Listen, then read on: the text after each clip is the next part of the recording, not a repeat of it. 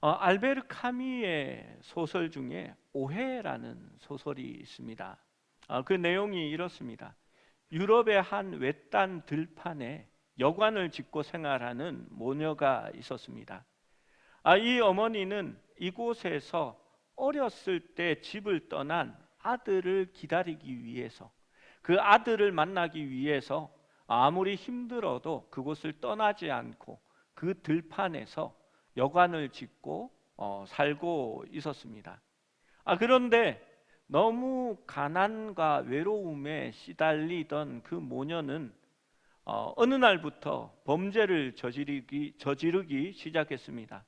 부유하게 보이는 남자 손님이 오면 독을 먹여 살해한 후에 그 금품을 빼앗고 이렇게 시체를 강물에 던져 버렸습니다. 그러던 어느 날 말쑥한 차림에 이렇게 청년이 여관을 찾아왔습니다. 이 모녀는 그날도 돈이 있을 것 같은 이 청년에게 독약을 먹인 후에 그를 강물에 던져 버렸습니다. 그리고 여인은 그 청년의 짐과 지갑에서 돈을 꺼내다가 자기가 죽인 그 청년이 자기가 지금까지 기다려왔던 아들이라는 사실을 알게 됩니다. 그래서 이 여인은 견디다 못해서 아들을 던져버린 그 강물에 몸을 던지고, 오빠를 죽인 여동생은 범죄는 결국 무서운 고독이다라는 명제를 던지고 자살하게 됩니다. 이 명제에 대해서 얘기하려는 것은 아닙니다. 여러분, 인간의 불행은 자신의 자아와 욕망을 위한 유혹으로부터 시작됩니다. 그것이 보통 시험이라고 얘기하기도 합니다. 원래의 목적을 잃어버리고 현재의 삶을 더 잘 영위하려는 욕망이 그 목적을 삼켜버린 겁니다. 여러분, 왜 제가 이 이야기를 드리냐 하면요, 이스라엘 민족도 누구라도 메시아를 기다렸습니다. 메시아가 와서 자신들을 구원해 주기를 바라고 있었습니다. 그런데 그 메시아 왕은 오지 않고 자기들의 삶은 점점 피폐해져 갔습니다. 자기들은 계속 식민지 생활 아래 있었고 가난 속에 있었고 여러 가지 정치와 경제적인 위기를 겪고 있었습니다. 결국 그들의 목적과 기다림은 변질되어 가고 있었습니다. 그들은 이제 하나님의 구원에는 관심이 없어지고 자기들을 위한 하나님의 나라를 꿈꾸기 시작했던 것입니다. 사실 여기에는 정복자의 야욕도 더해졌습니다. 구약율법에 따르면 대제사장직은 레위 족속으로 죽을 때까지 그 직에 봉사하게 되어 있었습니다. 그러나 로마인들이 이스라엘 민족을 점령했을 때 그들은 대제사장을 자기 마음대로 다루기 위해서 로마 당국이 대제사장을 임명하게 됩니다. 그리고 이것은 종신직도 아니고 그들 마음대로 대제사장을 교체할 수 있게 되었습니다. 그래서 그들은 자신들의 정책에 협조할 종교 지도자들을 확실히 취할 수 있게 된 것입니다. 오늘 말씀에 예수님을 신문하고 있는 이 안나스는 주후 6년부터 15년까지 대제사장으로 봉사했으며 그 이후에 자기의 5명의 아들이 차례대로 대제사장직을 맡게 됩니다. 그리고 지금의 대제사장, 그러니까 예수님이 죽게 되는 당시의 대제사장은 그의 사위인 가야바가 대제사장직을 승계하게 되는 것입니다. 여러분, 비록 안나스가 대제사장직을 그만두고 뒤에 물러났다고 하지만 계속 이어서 5명의 대제사장과 그리고 현직에 있는 대제사장이 자기 사위라면 실제적으로 권력을 지배하고 있는 사람은 이 안나스입니다. 그래서 성경에도 안나스를 전직 대제사장이라 말하지 않고 그냥 대제사장이라고 말하고 그들의 무리를 그냥 대제사장들이라고 기록하고 있는 것입니다. 안나스와 가야바는 사두개인이었습니다. 여러분, 사두개인의 특징을 우리가 들어서 알고 있습니다. 그들은 부활을 믿지 않습니다. 천사나 영의 존재도 믿지 않습니다. 그들은 모세오경 5권의 책을 제외하고 나머지 선지서라든지 구약의 권위 있는 말씀들도 받아들이지 않는 사람입니다. 예수님께서 사역하시는 동안에 예수님은 2번에 걸쳐 성전 정화 사건을 성전 정화에 대한 그러한 일을 하셨습니다. 마가복음 11장 15절에서 18절 말씀을 보면 예수님께서 예루살렘에 들어가서 성전에 들어가시자 거기에 돈 바꾸는 자들의 상을 뒤엎으시고 비둘기 파는 자들의 의자를 둘러 엎으시고 그리고는 아무나 물건을 가지고 성전 안으로 지나다님을 허락지 않았습니다. 예수님은 이렇게 말씀하셨습니다. 내 집은 만민이 기도하는 집이라 칭함을 받으리라 하지 아니하였느냐. 그러나 너희는 강도의 구렬로 강도의 소굴로 만들었도다라고 말씀했습니다. 여러분, 그 강도의 소굴에 강도들이 누구겠습니까? 성전의 기득권을 취하고 고리로 돈을 환전해 주고 또 그 짐승들을 제물로 팔아서 이득을 남기는 사람들이 누구였을까요? 바로 이 안나스 대제사장의 가문입니다. 그래서 이 일이 있고 난 다음에 18절은 이렇게 말씀합니다. 대제사장들과 서기관들이 듣고 예수를 어떻게 죽일까 꾀하니 다만 그들이 사람들이 두려워서 그 일을 아직 못하고 있을 뿐이었습니다. 대제사장과 산헤드린의 사람들은 기득권 제도 안에 이미 자리를 잡은 사람입니다. 여러분, 너무나 편하고 지금 자기들이 상대적으로 잘 살면 여러분 사회가 바뀌는 것을 원하지 않습니다. 그들은 메시아에 관한 갈망이 없습니다. 지금도 내가 편하게 잘 사는데요. 그들은 자기들의 기득권이 계속 지켜지기를 원했습니다. 그러니까 자기들을 노골적으로 비난하는 예수님은 절대 왕으로 생각하지 않았습니다. 현재 축복받은 삶, 재화의 축복이 계속 유지되는 것을 원했던 것입니다. 그들의 하나님 나라는 예수님이 통치하시는 하나님 나라가 아니라 지금처럼 로마가 통치하는 나라가 되기를 원했습니다. 그들의 성전은 메시아이신 예수님께서 이루시는 그러한 성전 교회가 아니라 지금 헤롯이 정치적으로 세워놓은 그 성전이 자기들의 유익과 만족을 주는 성전이 되어 있었던 것입니다. 그들은 예수님을 죽이기로 마음 먹습니다. 그리고 눈치를 봅니다. 예수님을 죽이기 위해서는 재판이 있어야 합니다. 여러분, 이 재판이 왜 중요한지 아시겠습니까? 예수님은 죄가 있으신 분입니까? 없으신 분입니까? 죄가 없으신 분입니다. 그런데 세상 법정에서 유죄라고 선고를 받으면 죄가 있어서 죄 때문에 죽었다라고 말하는 사람이 생겨나게 될 것입니다. 여러분, 예수님은 6번이나 재판관 앞에 서셨습니다. 마가복음 15장 25절에는 예수님께서 오전 9시에 십자가에 못 박히셨다라고 기록합니다.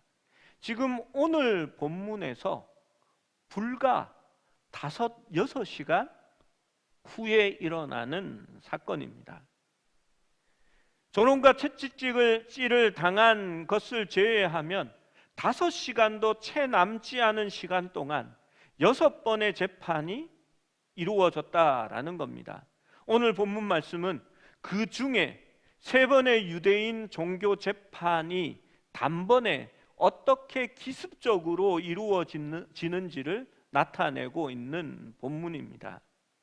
여러분, 사실 우리는 재판의 결과나 그 재판이 유효한지 그것이 옳은지에 대하여 사실 관심을 갖지 않습니다.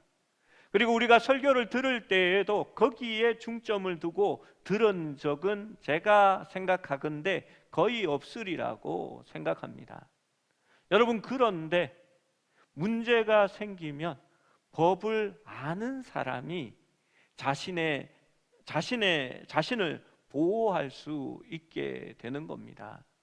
그래서 늘 어떤 문제가 일어나고 다툼이 일어나면 순진하고 잘 모르고 법 없이 살만한 그런 사람들이 손해를 보게 되는 것을 만나게 됩니다. 재판이 유효하려면 법대로 절차와 요건에 따라서 재판이 진행되어야 합니다. 교회에서 공동의회를 하면 구성 요건이 있습니다. 소집은 당회장이 해야 합니다. 다른 사람이 소집하면 그 공동의회는 무효가 됩니다. 성도들의 3분의 1이 할 수 있다고요? 아닙니다. 청원만 하는 겁니다. 공동의회는 당회의 결의가 있어야 합니다. 그리고 일주일 전에 장소와 날짜, 안건을 명시하여 할 수 있다라고 말합니다. 여러분, 이게 안 지켜지면 어떻게 되겠습니까? 목사가 나쁜 마음을 품고요, 이준수 목사에게 100억을 주도록 하자. 공동회의를 하는데 갑자기 밤 2시에 이렇게 장소는 그냥 우리 집에서 이렇게 뭐 무슨 안건을 얘기도 안 하고 공동회의가 잠시 모이도록 하겠습니다. 이렇게 얘기하면 여러분, 새벽 2시에 우리 집에 찾아올 사람이 누가 있겠습니까? 뭐하러 모이는지도 모를 겁니다. 여러분, 예루살렘의 대법원 산헤드린이 있었고 거기에는 71명의 구성원으로 된 의회가 있었습니다. 이것이 그들의 법원이었습니다.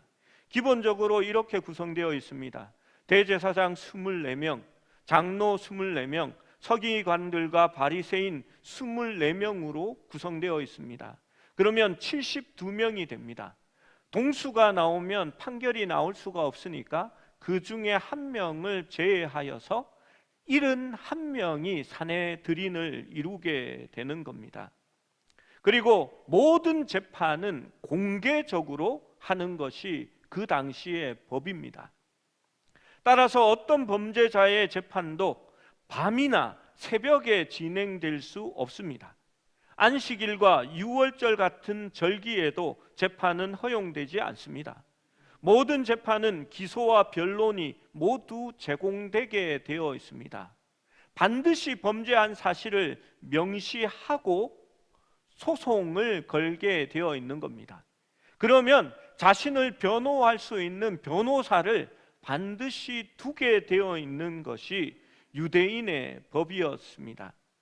기소는 검사가 특정한 형사사건에 대하여 법원에 심판을 요구하는 일입니다. 여러분, 이 일에도 성경은 분명히 말합니다. 반드시 2-3명의 증인의 구체적으로 일치하는 증인이 있어야 한다라고 말하는 겁니다. 우리가 흔히 잘못 해석하는 구절 중에 하나가 두세 사람이 나의 이름으로 모인 곳에 나도 그곳에 있느니라 라고 할 때에 우리는 이렇게 해석합니다. 두세 사람이 주의 이름으로 모이면 주님이 그 가운데 함께 임재하시는 거야. 예, 뭐 임재하시는 거는 맞지요. 그런데 그것은 재판에 관한 규정을 얘기한 말씀입니다. 두세 사람이 주의 이름으로 모여서 증인이 되어 증언하면 그 재판 가운데 내가 함께 한 것이다 라고 표현한 그런 성경 구절입니다. 여러분, 여기에 대하여 성경은 엄하게 이야기합니다. 신명기 19장 16절에서 19절 말씀을 함께 읽어보겠습니다. 시작. 만일 위증하는 자가 있어 그 논쟁하는 쌍방이 같이 하나님 앞에 나아가 그 당시에 제사장과 재판장 앞에 설 것이요 재판장은 자세히 조사하여 그 정인이 거짓으로 모함한 것이 판명되면 그가 그의 형제에게 행하려고 꾀한 그대로 그에게 행하여 너희 중에서 악을 제하라. 여러분, 거짓 증인에 대하여, 거짓 정언에 대하여 성경은 굉장히 엄격하게 말하고 있습니다. 여러분, 만일 살인 혐의로 그 사람을 고발하고 내가 증인이다 하고 거기에 대하여 거짓 증언을 한 것으로 드러나면 물론 제사장과 재판관은 그 증언이 정말 그런가 자세히 조사하라고 되어 있습니다. 여러분, 증언을 자세히 조사하라라고 말하는 겁니다. 그리고 그것이 사실이 아닌 것으로 드러나면 어떤 벌을 받게 됩니까? 내가 이 사람을 살인죄로 몰아서 거짓 증언을 하면 거기에 해당되는 죄의 대가를 증인이 받는 겁니다. 살인죄에 해당하는 형벌은 사형입니다. 그러면 거짓 증언한 사람들도 사형에 처해진다라는 게 구약의 율법입니다. 여러분, 이것이 얼마나 중요하냐 하면요, 10계명에 제8계명에 거짓 증언하지 말라라고 기록되어 있습니다. 이것이 하나님의 나라 그 사회에 정의와 공의를 세우는 방법이었습니다. 그리고 이스라엘의 법은 사형이 선고되면 그 선고가 이루어지는 시간은 24시간이 지나야 처형할 수 있게 되는 겁니다. 너 지금 사형 매달아, 그렇게 해서 바로 죽이지 못한다는 겁니다. 왜 그렇게 하냐 하면 추가 증거나 추가 증인이 나올 경우를 대비하여서 그 정도의 말미 시간을 주는 겁니다. 여러분, 예수님에 대한 재판은 여기에 해당하는 모든 율법을 어겨버립니다. 모든 정의의 원칙을 어겼고 역사상 가장 큰 사법농단이며 처음부터 끝까지 모든 면에서 불법이었습니다. 그들은 예수님을 끌고 대제사장 요셉 가야바의 집으로 갑니다. 여러분, 거기가 법원입니까? 사내들이는 성전 안에 있는 장소에 사내들인이 있었습니다. 그런데 그들은 법원을 비워놓고 지금 가야바의 집에 대제사장들과 장로들과 서기관들이 다 모여 있습니다. 여러분, 공개적인 기소도 없는데 사내들이는 낮에만 재판을 허용하는 엄격한 유대인의 법을 지키지 않고 불법으로 다른 장소에서 모이고 있는 겁니다. 새벽 2시에 우리 집에 모인 것과 똑같다니까요. 그것도 자정이 지나 새벽 2, 3시쯤에 명절을 앞두고 모여 있습니다. 이들은 이미 예수를 죽이기로 작정하고 이제 죄명을 만들어내고 있는 것입니다. 여러분, 누군가가 고발을 하고 기소를 해야 소가 이루어지는 거지요. 재판이 이루어지는 겁니다. 그래야 법원에서 배심원들과 재판관들이 모이게 되는 거지요. 그리고 반드시 검사와 변호사가 필요한 겁니다.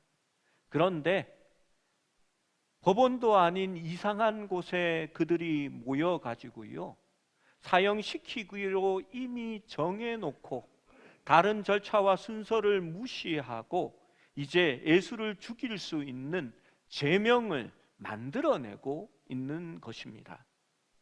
첫 번째 재판은 기소를 위한 재판입니다. 기소장이 있어야 하고 사형을 집행하기 위해서는 범죄가 있어야 합니다. 당연히 기소 전에 고발이 있어야 하는 겁니다. 우리 55절, 56절 말씀을 함께 읽어봅니다. 시작. 대제사장들과 온 공회가 예수를 죽이려고 그를 칠 증거를 찾되 얻지 못하니 이는 예수를 쳐서 거짓 증언하는 자가 많으나 그 증언이 서로 일치하지 못함이니라. 다른 말씀을 보면 그들이 뇌물을 주고 그 거짓 증언하는 자를 세우게 됩니다. 여러분, 온 공회가 예수를 죽이려고 그를 칠 증거를 찾되 얻지 못하니, 여러분, 이게 재판입니까? 우리는 늘 무죄 추정의 원칙이라는 것을 이야기합니다. 증거가 드러나지 않으면, 확실하지 않으면 무죄라는 것을 정해놓고 재판을 하게 되어 있는 겁니다. 그런데 이들은 사형이다라고 정해놓고 이제 증거를 찾는 겁니다. 여러분, 증거가 나오는데요, 그 증거 중에 하나는 그런 겁니다. 예수라는 자가 성전을 허물고 자기가 손으로 짓지 않은 새 성전을 3일 만에 짓겠다라고 했다라고 얘기합니다. 그런데 이 증언이 구체적으로 일치하지 않습니다. 제자들도 나중에 예수님이 말씀하신 성전은 자신의 몸을 이야기한 거고, 예수님이 자기가 허물겠다고 한 게 아니라 너희가 허물라, 그러면 내가 3일 만에 세우겠다라고 한 것이다 라고 말합니다. 여러분, 구체적으로 일치해야 그것이 증언으로 받아들여지게 됩니다. 여러분, 그렇지 않고 증언하면 살인죄에 해당하는 그 죄과를 자기가 증언하는 자가 받게 되어 있는 겁니다. 그런데 그들은 그런 것에 대한 관심은 하나도 없습니다. 그리고 안나스는 이제 예수님께 도리어 질문합니다. 60절 61절 말씀입니다. 읽습니다. 시작. 대제사장 가운데 일어서서 예수께 물어 이르되 너는 아무 대답도 없느냐? 이 사람들이 너를 치는 증거가 어떠하냐 하매 침묵하고 아무 대답도 아니하시거늘 대제사장이 다시 물어 이르되 내가 찬송받을 이의 아들 그리스도냐? 여러분, 사실 이 질문도 불법입니다. 이걸 부죄라고 얘기합니다. 자백이나 강요로 어떤 잘못이나 허물을 지우는 일이기 때문입니다. 여러분, 이를 막기 위해서 진술 거부권이 오늘날에는 허용됩니다. 예수님 당시에도 그러했습니다. 그래서 예수님은 침묵하고 계신 것입니다. 안나스는 처형될 만한 무언가를 인정하라고 요구하고 있고 그 꼬투리 하나를 잡아내려고 하고 있는 것입니다. 여러분, 현대법에도 증거 없는 자백은 기소할 수 없다고 되어 있습니다. 그런데도 이들은 그렇게 하고 있는 겁니다. 63절 64절 말씀입니다. 같이 읽어봅니다. 시작. 대제사장이 자기 옷을 찢으며 이르되 우리가 어찌 더 증인을 요구하리요? 그가 신성모독하는 말로 너희가 들었도다. 너희가 어떻게 생각하느냐 하니 그들이 다 예수를 사형에 해당하는 자로 정죄하고, 여러분, 내가 누구냐라고 얘기합니다. 예수님께서는 자기가 당연히 자신이 누구인지를 드러내십니다. 나는 하늘 보좌의 우편에 앉아 있을 것이고 세상을 심판하러 올 구세주다라는 것을 말하는 것입니다. 인자라는 말은 다니엘서에 나오는 말씀으로 심판주라는 의미를 가지고 있기 때문입니다. 여러분, 정당한 재판이라면 그 말에 대해서 증거를 찾아야 되겠지요. 그리고 그 내용을 가지고 다시 기소를 하든지 해야 됩니다. 그런데 여러분, 배심원이 71명이 앉아 있는데 회의도 하지 않습니다. 갑자기 재판장이 유죄다, 신성모독이다 하고는 옷을 확 찢어버립니다. 그리고 너희가 다 듣지 않았느냐, 이제 우리는 증인도 증언도 필요 없다 하고는 너희는 어떻게 생각하느냐 하고 그냥 몰아서 사형이다라고 얘기해 버린 겁니다. 여러분, 기소 자체가 성립되지 않았는데 대제사장은 자기 옷을 찢고 증인도 필요 없고 재판 과정이나 결의도 없이 신성모독이라는 판결을 먼저 내리고 배심원들에게 묻고 있는 겁니다. 그러자 그들이 다 사형이라고 정죄합니다. 여러분, 이때는 신성모독이라고 해놓고 예수님이 우리 다다음 주에 보게 될 거지만 그들이 로마의 법정에 가서는 신성모독은 그들에게 아무 상관이 없잖아요. 없던 기소 내용을 싹 바꾸어 버립니다. 로마에 세금을 내지 않고 반역을 하려고 했던 자다라고 말입니다. 범죄도 없고 증인도 없고 증언도 없습니다. 야밤에 기습적으로 재판이 이루어졌습니다. 그 사내들이는 성전 경내에 있어야 하지만 그들은 대제사장 가야바의 집에 지금 모여 있습니다. 정식 법정도 없다는 말입니다. 재판관도 없으며 재판 절차도 없습니다. 배심원들의 투표도 없습니다. 검사나 변호인도 없습니다. 당연히 기소장도 없고 그들의 신문도 불법이고 그들의 선고도 불법입니다.